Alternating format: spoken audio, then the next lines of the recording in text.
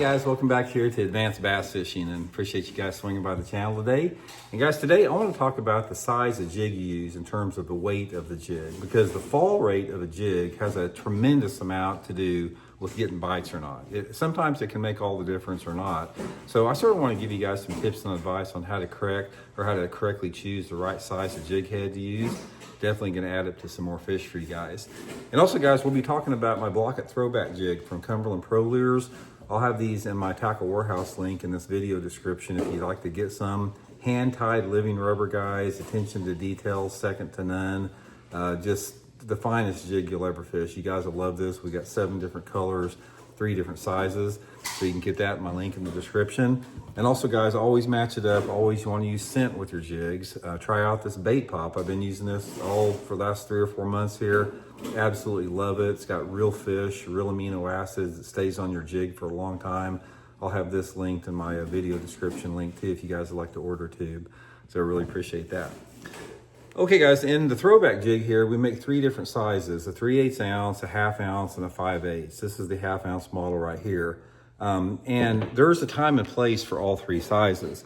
And also sometimes, you know, you want to use even a heavier or even a lighter jig. We'll probably make some different sizes moving forward at some point on the jig, but right now we got the 3 most popular sizes, 3/8, 1/2, and 5/8. And I'm going to guess probably, I don't know, 90% of my jig fishing, I use one of those 3 sizes. That's why we came up with those 3, 3/8, 1/2, and 5/8. So let's talk a little bit about how you select the head size and why it's important. There's a couple different reasons. You got 2 primary elements. You've got the efficiency of whatever jig that you're using in terms of getting in and out of the cover, or just being able to efficiently fish the conditions with the weighted jig, because you got factors like wind and current and the density of cover to consider. And then you have the fall rate to consider, which is probably more important than the other, because the fall rate of the jig, a lot of times you have to match the mood and the personality of that bass to the fall rate of the jig. Now, this can be all over the place, guys. Now, I have, throughout my whole career, I have tried to identify how I can have like a system to know what size of jig to use, like based upon the depth that I'm fishing, based upon, you know, the water clarity and all that type of stuff.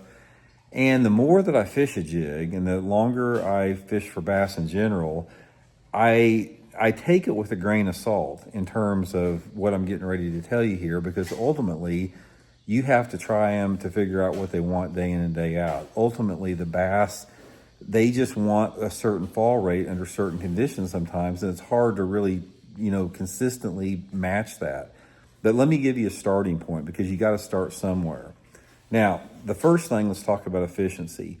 3 factors you want to consider on your head size is the current, how much current you have. You may or may not have any current. The wind speed, number 2, and then how heavy the cover is. If you're actually penetrating thick cover, or if you're pitching that jig into open cover, where like next to a log or something like that, where there's no, your line's not over something. So the weight of the jig that you pick is going to be the one that allows you to do that most efficiently. So in other words, let's say, for example, I'm pitching isolated logs or boat dock pilings where my line's not over anything. Then I might consider a 3/8 ounce, because, you know, there's nothing that's going to go over. Now, let's say we're pitching around some lay down trees, or I'm pitching in some lily pads that are, you know, there's some openings in the lily pad. They're not real thick, but there's maybe openings as big as a pie plate. Or maybe the wind's blowing a little bit more. Say the wind's kicked up to 15 miles an hour, I may go to a 1/2 ounce jig. And then I go to the bigger 5/8 ounce jig if the cover is even thicker, like thick trees, you know, like thick vegetation, thick cattails, you know, heavy current or high winds, that type of a thing. That allows me to be the most efficient. So that's a good rule of thumb there.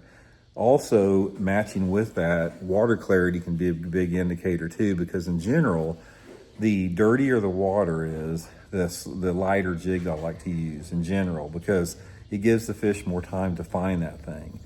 If I'm fishing water visibility, say under 12 inches in visibility, a lot of times I'll go to the 3/8 ounce. If my water visibility is say 1.5 to 3 foot or something like that, I'll go to the 1/2 ounce.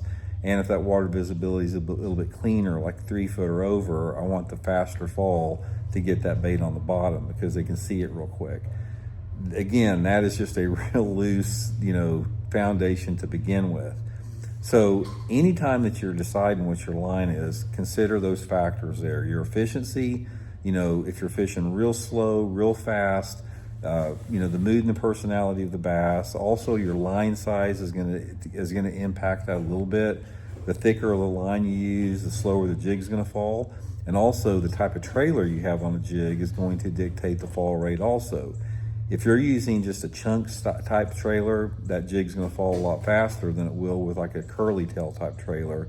So that's gonna create drag. The curly tail, heavier line is gonna create drag, so that's gonna slow that jig fall down. So sometimes you can take, let's say for example, you're fishing a curly tail trailer with 25-pound test line on a 1/2 ounce jig, something like that.